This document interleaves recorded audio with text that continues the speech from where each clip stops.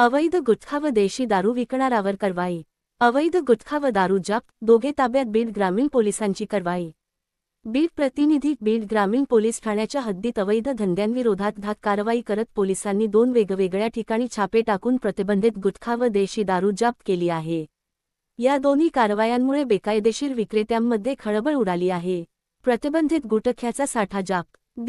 3 February 2026 रोजी सायंकाळी सुमारे 5:40 वाजता पोलीस निरीक्षक अशोक मुद्राज हे पथकासह बीड ग्रामीण हद्दीत पेट्रोलिंग करत असताना खात्रीलायक माहिती मिळाली। त्यावरून माऊली पान सेंटर, बार्शी रोडजवळ समनापूर शिवार ता. बीड येथे छापा टाकण्यात आला। तेथे चंद्रकांत बाळाराम कांबळे रा. बार्शी रोड, बीड याच्याकडे महाराष्ट्र शासनाने प्रतिबंधित केलेला गुटखा व पानमसाल्याचा साठा आढळून आला।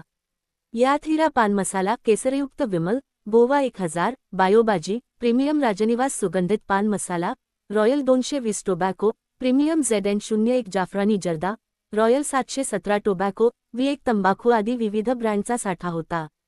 एकूण 44,695 रुपये किमतीचा माल विनापरवाना विक्रीसाठी ठेवलेला असल्याचे निष्पन्न झाले।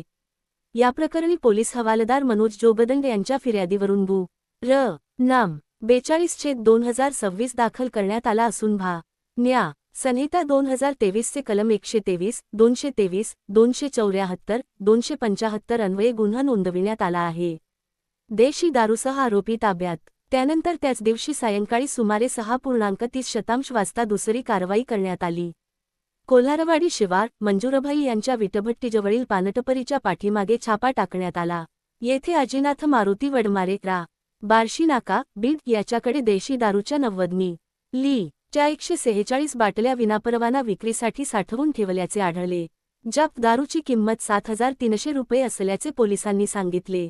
याप्रकरणी पोलीस हवालदार नामदेव सानप यांच्या फिर्यादीवरून गुन्हा 43/2026 दाखल करण्यात आला असून आरोपीवर महाराष्ट्र दारूबंदी कायदा कलम 65 अन्वये गुन्हा नोंदविण्यात आला आहे। दोन्ही कारवाया या पोलीस अधीक्षक नवनीत कौवत, अपर पोलीस अधीक्षक सचिन पांडकर, उपविभागीय पोलीस अधिकारी पूजा पवार यांच्या मार्गदर्शनाखाली करण्यात आल्या। कारवाईत पोनी अशोक मुद्राज पो.